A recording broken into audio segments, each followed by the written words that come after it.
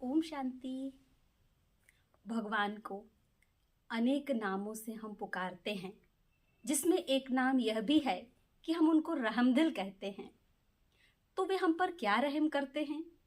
तो भगवान हम पर यही रहम करते हैं कि जो मनुष्य आत्माएं सुख शांति के लिए उन्हें पुकार रही हैं, तो वे सुख शांति पाने का सही तरीका बताते हैं। और वह तरीका बाबा ने हमें बताया कि पवित्रता सुख शांति की जननी है। अर्थात यदि आप सुख शांति अपने जीवन में लाना चाहते हैं तो आपको पवित्रता को अपनाना पड़ेगा। बहुत से मनुष्य कहते हैं कि आप लोग ये पवित्रता वाली बात जो कहते हैं ना, यदि आप ये कहना छोड़ देंगे तो आपके पास बहुत लोग आएंगे, आपकी बातों को बहुत लोग समझेंगे, उस पर चलेंगे। लेकिन ये वास्तव में परमात्मा के द्वारा दिया हुआ सत्य ज्ञान है, सत्य से परिचय कराने वाला ज्ञान है और सत्य की दुनिया सतयुग में ले जाने वाला ज्ञान है। इसीलिए सत्य को हम कभी छिपा नहीं सकते हैं। भगवान यही कहते हैं कि जो सत्य है वो तुम्हें सबको बताना है, सत्य से कभी किसी को वंचित नहीं रखना है, तब जाकर के वो सत्य की दुनिया में चल सकेंगे। यदि हम इस सच्चाई को छिपाते हैं तो समझ लीजिए कि हम आत्माओं के साथ अन्याय करते हैं। भगवान तो दया का सागर है, रहमदिल है, तो वो अपने बच्चों को सत्य बताते हैं। भगवान का कहना यही है कि मुझे जो सही है वही बताना है, आप उसे माने या ना माने, परंतु बाद में उलाहना तो नहीं देंगे कि आपने समय पर तो हमें बताया नहीं। यदि आप पहले से बताते कि ऐसे करने से सुख शांति होगी तो हम पहले से ही उसको स्वीकार करके अपने जीवन में ले आते। तो ऐसे भगवान हम बच्चों को उलाहना देने से अपने आप को बचाओ, यही शिक्षा देते हैं और कहते हैं कि जो नई दुनिया के लिए नया ज्ञान सत्य ज्ञान है वो सर्व आत्माओं तक पहुंचाते रहो। तो आज की वाणी में बाबा ने इस बात का विस्तार किस तरह से किया है, आइए हम सुनते हैं। 2 अक्टूबर की हम वाणी सुनेंगे। बाबा कहते हैं, मीठे बच्चे, नई दुनिया के लिए बाबा तुम्हें सब नई बातें सुनाते हैं। हम जब से इस ज्ञान मुरली को सुन रहे हैं तो सब बातें नई नई लगी ना हमें। नई कैसे? पहले हमको कोई पूछता था तुम कौन हो, तो हम अपना नाम बताते थे। अब हमसे कोई पूछता है तुम कौन हो, तो हमारे अंदर से क्या निकलता है? मैं तो एक आत्मा हूं। फिर कोई पूछता था तुम किसके बच्चे हो, तो हम अपने पिताजी का, शरीर के पिताजी का नाम बताते थे। और अब हम क्या बताते हैं कि मैं तो परमात्मा पिता की संतान हूं, ये हमारे अंदर में आता है। तो सब बातें कैसी सुनाया बाबा ने हमें? नई नई बातें सुनाया है। नई मत देते इसलिए उनकी गत मत न्यारी गाई जाती है। इसलिए भक्ति में कहा गया है कि भगवान की गत मत सब न्यारी है। क्यों न्यारी कहा? क्योंकि अभी तक जो सुना था समझा था उससे अलग मत दे रहे हैं, नई मत दे रहे हैं और नई दुनिया के लिए दे रहे हैं, तो नई तो रहेगी ही रहेगी। प्रश्न है, रहमदिल बाप अपने सभी बच्चों को किस बात में सावधान कर ऊंच तकदीर बना देते हैं? कौन सी बात में सावधान करते हैं जिससे हम सावधान रहें तो तकदीर हमारी ऊंची बन जाए? तो बताया बाबा ने कहा, बच्चे, ऊंची तकदीर बनानी है तो सर्विस करो, सेवा करो। भगवान जो ज्ञान हमें दे रहे हैं वो संसार की दुख अशांति से संपन्न आत्माओं को बांटो तो उन्हें सुख शांति की विधि पता चले। अगर खाया और सोया, सर्विस नहीं की तो ऊंची तकदीर नहीं बना सकेंगे। सुना समझा लेकिन किसी को समझाया नहीं तो बाबा ने कहा ऊंची तकदीर बन नहीं पाएगी। जिन्होंने समझा है, जाना है, उनका कर्तव्य है कि जो आत्माएं नहीं जानती हैं, नहीं समझती हैं, परेशान हैं, उनको समझाना। सर्विस के बिगैर खाना हराम है। जो हम ले रहे हैं, ज्ञान को अर्जन कर रहे हैं, ज्ञान रूपी भोजन कर रहे हैं, वो भोजन हमने खाया लेकिन हमने किसी को खिलाया नहीं, उससे जो एनर्जी मिली वो किसी को हमने बांटा नहीं, तो फिर किस काम का खाना? बाबा कहते हैं इसीलिए सावधान करते रहते हैं। सारा मदार पढ़ाई पर है। जितना हम पढ़ेंगे, जितना हम समझेंगे, उतना हम दूसरों को भी पढ़ा सकेंगे, समझा सकेंगे। तुम ब्राह्मणों को पढ़ना और पढ़ाना है, सच्ची गीता सुनानी है। गीता के जो रहस्य छिपे हुए हैं वो सब रहस्य हमें सच्चाई से सबके आगे रखने हैं। बाबा को रहम पड़ता है, इसलिए हर बात की रोशनी देते रहते हैं।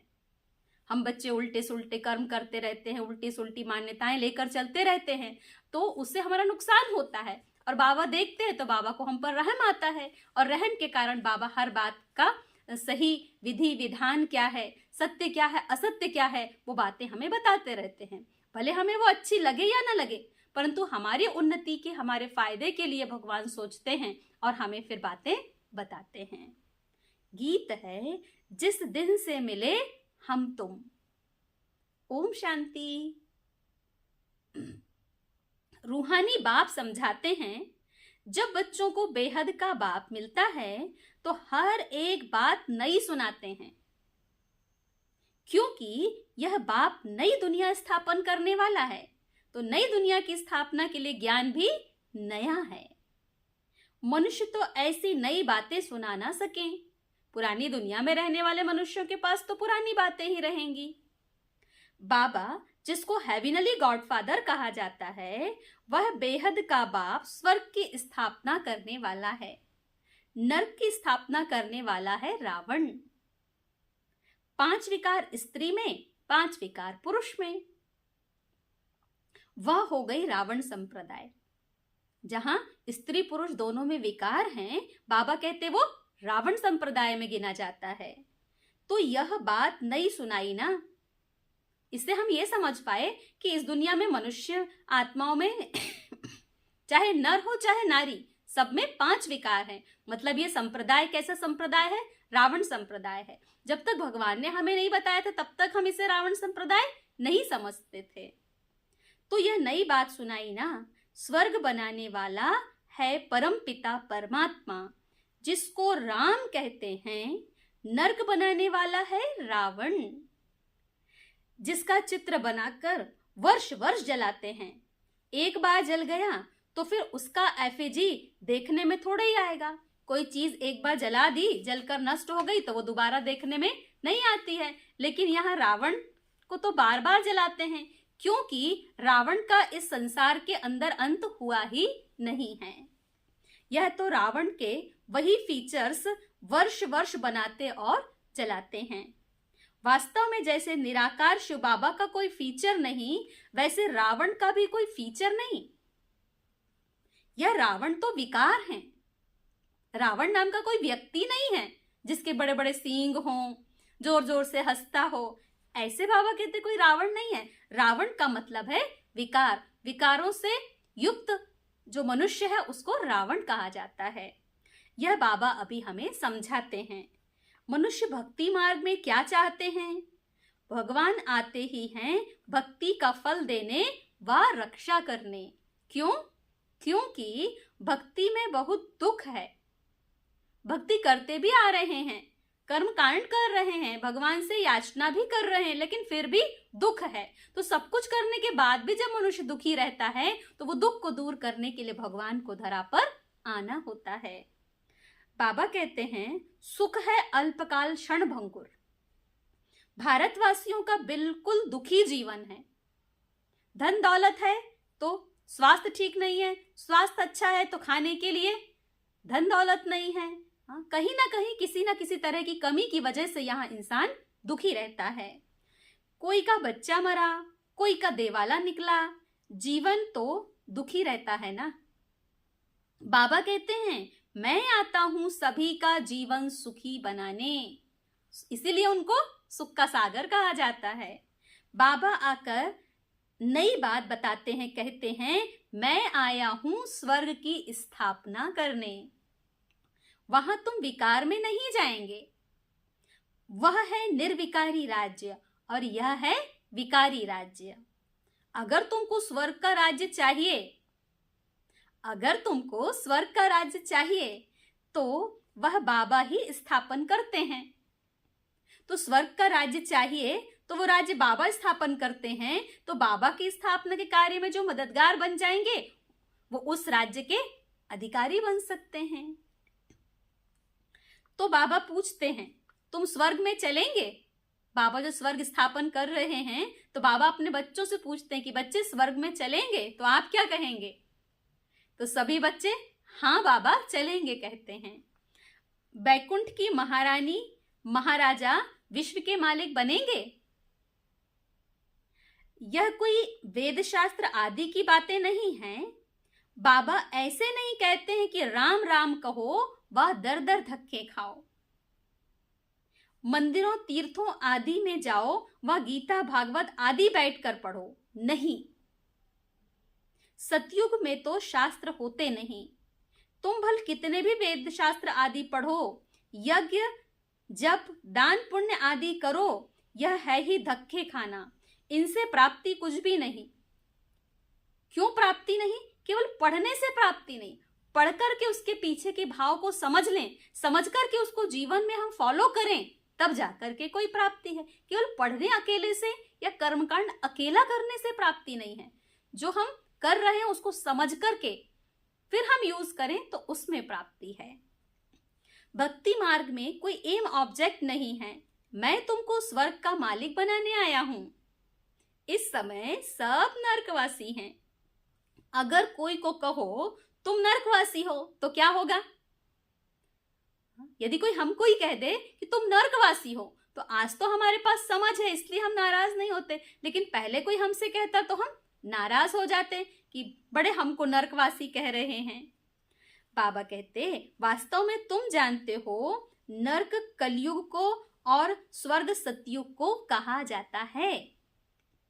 बाबा बैकुंठ की बादशाही ले आए हैं। कहते हैं स्वर्ग का मालिक बनना है तो पवित्र जरूर बनना पड़ेगा। बाबा बैकुंठ की बादशाही ले आए हैं। मूल बात सारी पवित्रता की है। जब हम प्योरिटी को मेंटेन करेंगे, मन वचन कर्म तन मन धन सबसे जब हम प्योर बनेंगे तब जाकर के हम प्योर दुनिया के मालिक बन पाएंगे। कोई मनुष्य कहते हैं, क्या कहते हैं मनुष्य? हम पवित्र तो कभी नहीं रह सकते। यदि पवित्र नहीं रह सकते तो फिर पवित्रता के जो बच्चे हैं सुख शांति उसे भी हम कैसे पा सकेंगे? फिर अरे तुमको पावन बनाते हैं स्वर्ग में चलने के लिए। पावन बनने की बात भगवान कहते तो क्यों कहते हैं? पावन दुनिया में चलने के लिए, सुख शांति आनंद प्रेम की दुनिया में चलने के लिए कहते हैं। पहले वापस शांति धाम में जाकर फिर स्वर्ग में आना है। सभी धर्म वालों को कहते हैं देह को छोड़ अशरीरी बनकर जाना है, इसलिए देह के अभिमान को तोड़ो। देह को लेकर नहीं जाना है, इसलिए देह के अभिमान को तोड़ो। मैं क्रिश्चियन हूं, बौद्धी हूं, यह सब है देह के धर्म। तो बाबा कहते देह के धर्म को भूलो। आत्मा तो स्वीट होम में रहती है। तो अब बाबा कहते हैं वापस मुक्ति धाम चलेंगे, वहां तुम शांति में रहेंगे। बताओ तुम वापस कैसे चल सकते हो? चलना है यदि तो कैसे चल सकते हो? मुझ बाप को और अपने स्वीट होम को याद करो। कैसे चलेंगे? तो बाबा को और बाबा के घर को जब हम याद करेंगे तब हम स्वीट होम में चलने के लायक हो जाएंगे। देह के सब धर्म छोड़ो। मैं हिंदू हूं, मुस्लिम हूं, फलाना हूं, फलाने संगठन वाला हूं, बावन का ये सब छोड़ो। फिर क्या करो? मैं आत्मा हूं, मेरा स्वधर्म शांति है, ये पक्का करो। यह मामा है, काका है, चाचा है, इन सब देह के संबंधों को छोड़ो और ये सब आत्मा मेरे आत्मा भाई हैं, यह स्मृति में लाओ। अपने को देही समझो, मुझे याद करो, बस यह है मेहनत और मैं कुछ नहीं सुनाता हूं। क्या कह रहे? बस अपने को आत्मा समझो और मुझे याद करो, यही कहता हूं और कुछ नहीं सुनाता हूं। शास्त्र आदि जो पढ़े सो वह सब छोड़ो। मैं नई दुनिया के लिए तुमको नई मत देता हूं। इसीलिए कहते हैं ईश्वर की गत मत न्यारी है। बाबा ने कहा जो पढ़ा सो पढ़ा, अब मैं उन सब वेद शास्त्रों का सार तुमको सुनाता हूं, समझाता हूं, उसको समझो। बाबा कहते हैं कि मनुष्य भी जब सुनते हैं तो कहते हैं यहां तो नई बातें हैं, शास्त्रों की कोई बात नहीं। यूं तो गीता की बात बहुत मनुष्यों ने गीता को भी खंडन कर दिया है। मैंने तो गीता पुस्तक कुछ भी नहीं उठाई है, वह तो बाद में बनती है। मैं तो तुमको ज्ञान सुनाता हूँ, ऐसे कभी कोई नहीं कहेंगे कि तुम मेरे सिकीलधे बच्चे हो। ये केवल भगवान ही कह सकते हैं जो सर्वात्माओं के पिता हैं। यह निराकार परमात्मा ही कहते हैं। निराकार आत्माओं से बात करते हैं, आत्मा सुनती है, यह शरीर है आर्गन्स। यह बात कभी कोई समझते नहीं है। वह मनुष्य मनुष्य को सुनाते हैं। यहाँ परमात्मा बैठ आत्माओं को सुनाते हैं। हम आत्माएं सुनती हैं इन कानों द्वारा। तुम जानते हो परमपिता परमात्मा बैठ समझाते हैं। मनुष्य तो यह वंडर खाते हैं कि भगवान कैसे समझाएंगे, परंतु यहाँ हमने समझ लिया है कि भगवान कैसे आते हैं, कैसे समझाते हैं। वह तो समझते हैं श्री कृष्ण भगवान उवाच। तो बाबा कहते, अरे श्री कृष्ण जी तो देहधारी हैं, मैं तो देहधारी नहीं हूं, मैं विदेही हूं। भगवान क्या कह रहे हैं कि मैं तो विदेही हूं और विदेही आत्माओं को सुनाता हूं। तो यह नई बातें सुनने से मनुष्य चकित हो जाते हैं। सभी मनुष्य यही कहते हैं कि गीता ज्ञान दाता श्री कृष्ण जी हैं, लेकिन शिव बाबा क्या कहते हैं कि गीता ज्ञान दाता मैं निराकार परमात्मा हूं। तो ये बातें सुनने में औरों को अलग लगती है, नई लगती है, न्यारी लगती है, तो उस पर यकीन करने में थोड़ा मुश्किल होता है। लेकिन जब गहराई से सुने समझें तो फिर समझ में आता है कि नहीं, यही सत्य है जो भगवान आकर कह रहे हैं। जो कल पहले बच्चे सुनकर गए हैं उन्हों को तो बहुत अच्छा लगता है, पढ़ते हैं, मम्मा बाबा भी कहते हैं। इसमें अंधश्रद्धा की कोई बात हो ना सके। यहाँ इस ज्ञान में अंधश्रद्धा की बात नहीं है कि आपको समझ में आया नहीं आया बस ऐसे ही हाँ जी करो, नहीं। हर बात को हम गहराई से यहाँ समझ सकते हैं। हर बात के पीछे जो रहस्य छिपे हैं उनको हम समझ सकते हैं, पूछ सकते हैं। ऐसे ही हाँ जी करने की बात नहीं है। लौकिक रीति से बच्चे माँ बाप कहते हैं, अभी तुम उन लौकिक माता पिता की याद छोड़ पारलौकिक माता पिता को याद करो। लौकिक माता पिता के संग में रहो, लेकिन उनके संग रहते हुए भी पारलौकिक माता पिता को याद करो। यह पारलौकिक माता पिता तुम्हें अमृत की लेन देन सिखलाने वाले हैं। भगवान हमें अमृत की लेन देन सिखाने वाले, वो हमें ज्ञान अमृत देते हैं और औरों को ये ज्ञान अमृत कैसे पिलाना है ये भी समझ हमें देते हैं। कहते हैं, हे बच्चे अब विष की लेन देन छोड़ो, मैं तुमको शिक्षा देता हूं। वह एक दो को दो तो तुम स्वर्ग के मालिक बन जाएंगे। भगवान जो शिक्षा दे रहे हैं वो हम औरों को देंगे तो स्वर्ग के मालिक बन जाएंगे। थोड़ा सुनेंगे तो भी स्वर्ग में आ जाएंगे, परंतु औरों को आप समान नहीं बना सकते तो दास दासी जाकर बनेंगे। बाबा ने कहा, आपने थोड़ा भी सुना समझा है, उसका पालन किया है तो स्वर्ग में आ जाएंगे। लेकिन जब हम औरों को समझाएंगे, औरों को भी हम बाबा का परिचय दे करके उनको भी स्वर्ग में चलने लायक बनाएंगे, तब जाके बाबा ने कहा हम उच्च पद पाएंगे। नहीं बना पाए तो हम ही दास दासी बन जाएंगे। दास दासियों में भी नंबरवार होते हैं। कोई राजाओं के निकट वाले होते हैं, महल के अंदर वाले होते हैं, कोई दूर वाले बाहर वाले भी होते हैं। बच्चों की संभाल करने वाले दास दासियां जरूर अच्छे मर्तबे वाले होंगे। यहाँ रहते हुए भी अगर पढ़ते नहीं हैं तो दास दासी बन पड़ते हैं। सेंटर पर समर्पित होकर के भी हम जीवन व्यतीत कर रहे हैं, लेकिन पढ़ाई को अच्छी तरह नहीं पढ़ रहे हैं, गफलत कर रहे हैं, औरों को ठीक से नहीं पढ़ा रहे हैं, तो बाबा ने कहा ऐसे में तो दास दासी बन पड़ेंगे। प्रजा में भी नंबरवार होते हैं। जो अच्छी रीति पढ़ते हैं वह इतना ऊंचा पद पाते हैं। प्रजा में साहूकार के भी दास दासियां होंगे। हर एक को अपनी शक्ल देखनी है, मतलब अपना पुरुषार्थ चेक करना है कि हम क्या पुरुषार्थ कर रहे हैं, हम कौन सा पद पा सकते हैं, हम क्या लायक बने हैं, किस पद को पाने के लायक बने हैं। बाबा से अगर कोई पूछे तो बाबा झट बता देंगे। बाबा तो सब कुछ जानते हैं और सिद्ध कर बतलाते हैं कि इस कारण यह तुम बनेंगे। क्या अच्छा किया इसलिए कौन सा अच्छा पद मिलेगा, और क्या हमसे गलतियां हुई जिस वजह से हमारा पद कम हो गया, ये बाबा हमें बता सकते हैं। भल सरेंडर किया है अपने को, भले हमने भगवान के ऊपर सरेंडर किया है, उसका भी हिसाब किताब है। सरेंडर किया है परंतु कुछ सर्विस नहीं करते, सिर्फ खाते पीते रहते, तो जो दिया वह खाकर खत्म करते हैं। समर्पित हुए, अपना तन मन सब हमने भगवान के कार्य में लगाया, लेकिन यज्ञ में रह रहे हैं, मुरली सुन रहे हैं बस और भोजन कर रहे हैं बस, परंतु हम किसी को ज्ञान दे नहीं रहे हैं, सुना नहीं रहे हैं, यज्ञ सेवा नहीं कर रहे हैं। तो फिर बाबा ने कहा फिर तो हमने जो सरेंडर किया था वो खत्म हो जाएगा। दिया सो खाया, सर्विस नहीं की तो थर्ड क्लास दास दासी जाकर बनेंगे। हाँ, सर्विस करते हैं और खाते हैं तो ठीक है, सेवा भी करें और यज्ञ से हम खाएं भी तो ठीक है। और यदि हम केवल खाते हैं और सेवा नहीं करते हैं, ज्ञान भी लेते हैं लेकिन ज्ञान को यूज नहीं करते हैं, सेवा नहीं करते हैं, तो फिर वो किस काम का रहा। धंधा कुछ नहीं करते तो खा खाकर खत्म कर देते हैं, फिर और भी बोझा चढ़ जाता है। यहां रहते हैं जो दिया सो खाया, जो भल नहीं देते हैं परंतु सर्विस बहुत अच्छी करते हैं तो वह ऊंच पद पा लेते हैं। सारा मदार है सर्विस पर। बाबा ने कहा आपके पास कुछ नहीं है, आपने केवल अपने तन को मन को अर्पित किया, धन नहीं भी लगाया है, तो भी ज्ञान यज्ञ से पालना लेकर हम औरों की सेवा यदि करते हैं, औरों की सर्विस करते हैं, तो भी बाबा ने कहा हम उच्च पद पा सकते हैं।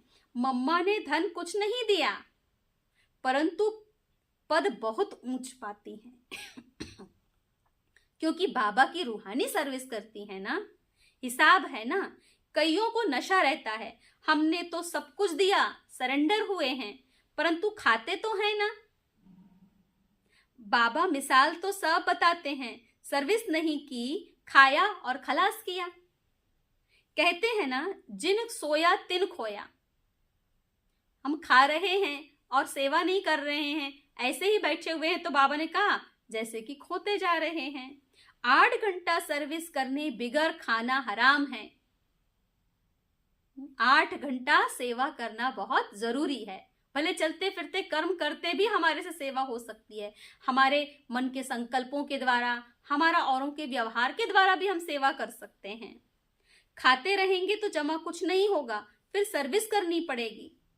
बाबा को तो सब बतलाना पड़ता है ना, क्या करेंगे तो क्या होगा, क्या नहीं करेंगे तो क्या नहीं मिलेगा, ये सब बाबा को स्पष्ट बताना पड़ता है। नहीं तो हम ही तो कहेंगे ना बाबा को बाद में, बाबा आपको पहले बताना था ना, आप पहले बता देते तो हम ऐसे गण नहीं करते, वैसा नहीं करते, हम ऐसा अच्छा कर लेते, ऐसे कहेंगे ना। इसलिए बाबा सब कुछ सच सच हमें बताते हैं।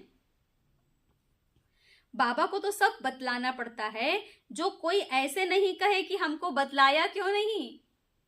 बाबा ने सब कुछ दिया और फिर सर्विस भी करते रहते हैं तो ऊंचा पद भी है। सरेंडर हुए और बैठ खाया, सर्विस नहीं की तो क्या बनेगा। श्रीमत पर नहीं चलते।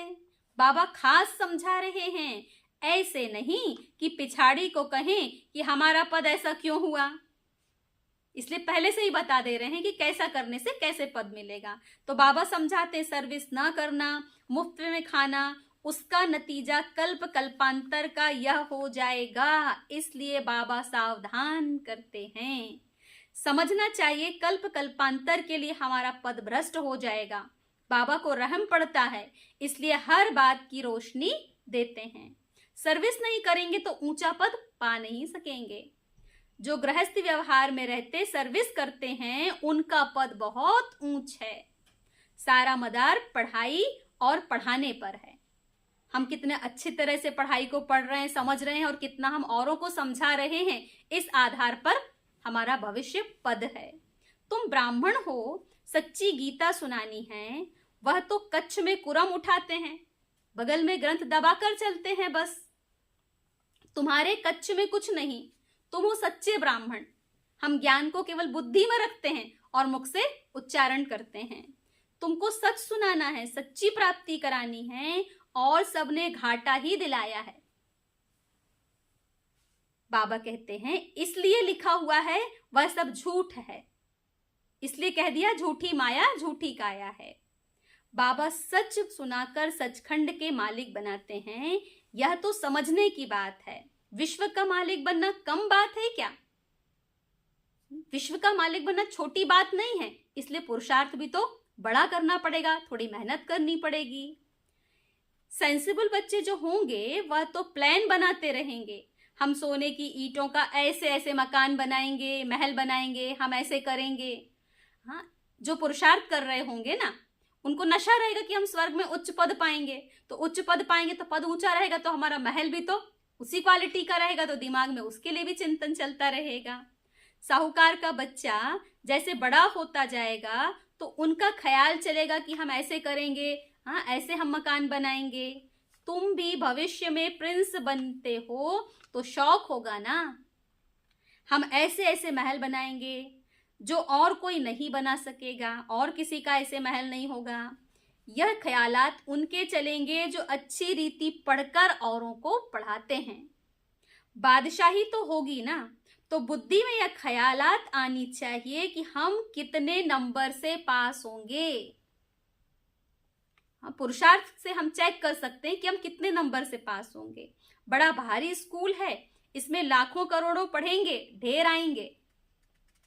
यह सब बातें बाबा बैठ समझाते हैं कि भगवान एक है, उनको ही माता पिता कहते हैं, वह आकर के हमें एडाप्ट करते हैं। कितनी गुह्य बातें हैं। यह नया स्कूल है, नया पढ़ाने वाला है। अभी तक तो मनुष्य पढ़ाने वाले थे, अब स्वयं भगवान पढ़ाने वाले हैं। कितना अच्छी रीति समझाते हैं। झोली उनकी भरेगी जो लायक होंगे, बाबा को याद करेंगे। ज्ञान सुनेंगे भी, साथ साथ याद भी करेंगे, तो वो ज्ञान बुद्धि में बैठता जाएगा। बुद्धि रूपी झोली में ज्ञान रत्न भरते जाएंगे। माँ बाप को कभी कोई भूलता है क्या? फिर संगम युगी बच्चे बाबा को भूल कैसे सकते हैं? लेकिन भूलते जाते हैं। क्यों भूलते हैं? क्योंकि बाबा से जो हमें मिलने वाला है उसका चिंतन ना करने की वजह से भूल जाते हैं। अच्छा, दुनिया धमचक्र में है और तुम बच्चे चुप हो। ये करें वो करें, यहां से ऐसे हो जाए वैसा हो जाए, उसके लिए लगे हुए हैं। यहां से ऐसे ऊंचा पद मिल जाए, यहां से धन आ जाए, यहां से नाम हो जाए, मान हो जाए, उसी में लगे हुए हैं। उसके लिए लड़ झगड़ रहे हैं, मेहनत भी कर रहे हैं। बाबा ने कहा तुम चुप हो। चुप होकर क्या कर रहे हैं? हम चुप रह करके केवल भगवान को याद कर रहे हैं। चुप में है शांति और शांति में है सुख। तुम जानते हो मुक्ति के बाद फिर है जीवन मुक्ति। तुम बच्चों को सिर्फ 2 अक्षर याद है, अल्फ अल्लाह और बे बादशाही। सिर्फ एक अल्लाह को याद करने से बादशाही मिल गई। एक परमात्मा को याद करते रहें तो बादशाही मिल सकती है। बाकी क्या बचा? बाकी रही छाछ। जब भगवान हमारा हो गया, मक्खन हमें मिल गया, तो फिर बाकी सब दुनिया की चीजें छाछ की तरह हो गई। अल्फ मिला गोया मक्खन मिला, बाकी सब है छाछ। ऐसे है ना, हम चुप रहते हैं, जानते हैं चुप रहकर हम श्रीमत पर चलते हैं, परंतु वंडर यह है कि बच्चे अल्फ को भी पूरा याद नहीं करते हैं, भूल जाते हैं। माया तूफान लाती है। बाबा भी कहते हैं मन मना भव मध्याजी भव। गीता में अक्षर हैं, तो तुमको गीता वालों से अर्थ पूछना चाहिए कि मन मना भव मध्याजी भव का अर्थ क्या है। जो गीता सुनाते हैं, सुनते हैं, हम बाबा ने कहा उनसे तुम मन मना भव मध्याजी भव का अर्थ पूछ सकते हो, और फिर पूछने के बाद फिर हमें जो पता है वो हम बता सकते हैं। बाबा कहते हैं मुझे याद करो तो तुमको बादशाही मिलेगी। मन मना भव मतलब मन ही मन मुझे याद करो। मध्याजी भव मतलब याद करने से तुम्हें भगवान की जो प्रॉपर्टी है, जो वर्षा है, स्वर्ग है, उसकी प्राप्ति होगी। यह देह के सब धर्म छोड़ दे ही बन जाओ और बाबा को याद करो तो बादशाही मिलेगी। ग्रंथ में भी कहते हैं जपो अल्फ को तो बादशाही मिलेगी। भगवान को याद करेंगे तो भगवान से स्वर्ग का वर्षा मिलेगा, सचखंड की राजाई मिलती है। हम दुनिया में बिल्कुल न्यारे हैं और कोई भी ऐसे नहीं कहेंगे। बाबा तुम्हें नई बातें सुनाते हैं, बाकी सब पुरानी बातें ही सुनाते हैं। बात बड़ी सहज है। अल्फ के बने तो बादशाही मिलेगी, फिर भी पुरुषार्थ तो करना पड़ेगा। बाबा ने हमें बातें तो बताई, पर उन बातों को फॉलो भी तो करना पड़ेगा। आप सामान बनाने की जितनी सर्विस करेंगे उतना फल मिलेगा।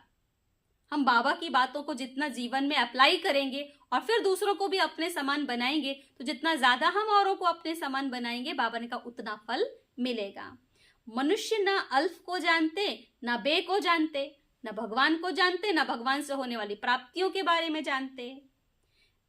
बे माना बादशाही का मक्खन। श्री कृष्ण जी के मुख में मक्खन दिखाते हैं ना, तो मुख में मक्खन दिखाना अर्थात श्री कृष्ण जी ने क्या पाया? स्वर्ग की बादशाही पाई। जरूर स्वर्ग की स्थापना करने वाले ने ही बादशाही दी होगी। बादशाही देगा कौन? जो स्थापना कर रहा है वही तो देंगे ना। तो भगवान अभी आकर के स्वर्ग की स्थापना करते हैं, तो उनसे फिर हमें स्वर्ग की बादशाही मिलती है। तो उसके लिए क्या करना पड़ेगा? उनकी आज्ञाओं का पालन करना पड़ेगा। वो स्वर्ग की स्थापना के कार्य में जो हमारी मदद चाहते हैं, वो मदद हमें करनी पड़ेगी, तब हम उसके अधिकारी बन पाएंगे। अच्छा, मीठे मीठे सिके लदे बच्चों प्रति माता पिता बाप दादा का याद प्यार और गुड मॉर्निंग। रूहानी बाबा की रूहानी बच्चों को नमस्ते। हम रूहानी बच्चों की रूहानी बाप दादा को याद प्यार, गुड मॉर्निंग और नमस्ते। फिर धारणा के लिए मुख्य सार है, फर्स्ट पॉइंट है, वापस स्वीट होम जाना है, इसलिए देह के धर्मों और संबंधों को भूल स्वयं को देही समझना है। इसी अभ्यास में रहना है, क्योंकि हमारा जो घर है ना, वो कैसा है? वो आत्माओं की दुनिया है, वहां देह होती नहीं है। इसीलिए हमें देह से न्यारा बनकर आत्मस्मृति में स्थित होने की आदत बनानी है, तब जाकर के हम अपने घर जा सकेंगे। यही अभ्यास करना है। सेकंड पॉइंट है, बाबा की जो शिक्षाएं मिली हैं वह दूसरों को देनी है। जो मिला है वो बांटना है। आप सामान बनाना है, 8 घंटे सर्विस जरूर करनी है। वरदान, शुद्ध फीलिंग द्वारा फ्लू की बीमारी को खत्म कर वरदानों से पलने वाले सफलता मूर्त भव। क्या कहा? शुद्ध फीलिंग द्वारा फ्लू की बीमारी को खत्म कर वरदानों से पलने वाले सफलता मूर्त भव। डिटेल है, सभी बच्चों को बाप दादा की श्रेष्ठ मत है, बच्चे सदा शुद्ध फीलिंग में रहो। शुद्ध फीलिंग क्या है? मैं आत्मा हूं, मैं श्रेष्ठ आत्मा हूं, मैं पुण्य आत्मा हूं, मैं महान आत्मा हूं। ये क्या है? ये शुद्ध फीलिंग है। मैं सर्वश्रेष्ठ अर्थात कोटों में कोई आत्मा हूं, मैं देव आत्मा, महान आत्मा, विशेष पाठधारी आत्मा हूं। इस फीलिंग में रहो तो व्यर्थ की फीलिंग का फ्लू नहीं आ सकता। जब हम इसमें बिजी रहेंगे तो फिर कमजोर संकल्पों के लिए हमारे पास टाइम ही नहीं होगा। जहां यह शुद्ध फीलिंग है वहां अशुद्ध फीलिंग नहीं हो सकती। इससे फ्लू की बीमारी से अर्थात मेहनत से बच जाएंगे। शुद्ध फीलिंग में रहेंगे तो अशुद्ध फीलिंग की जो बीमारी है, बाबा ने कहा, उससे हम बच जाएंगे और सदा स्वयं को ऐसा अनुभव करेंगे कि हम वरदानों में पल रहे हैं, सेवा में सफलता पा रहे हैं। शुद्ध फीलिंग हमें सफलता का एहसास कराएगी। भगवान के वरदानों में हमारी पालना हो रही है, ऐसा एहसास हमें होगा। स्लोगन है, संगम युगी मर्यादा पुरुषोत्तम बनना, यही ब्राह्मण जीवन का श्रेष्ठ लक्ष्य है। हम ब्राह्मण बने हैं तो हमारे को हमेशा ब्राह्मण जीवन में इस संगम युग में बाबा से जो नियम मिले हैं, जो मर्यादाएं मिली हैं, उनको ध्यान पे रखते हुए हम चलेंगे तो हम हमेशा सफलता का अनुभव करेंगे, अपने लक्ष्य की ओर कदम बढ़ता हुआ अनुभव करेंगे।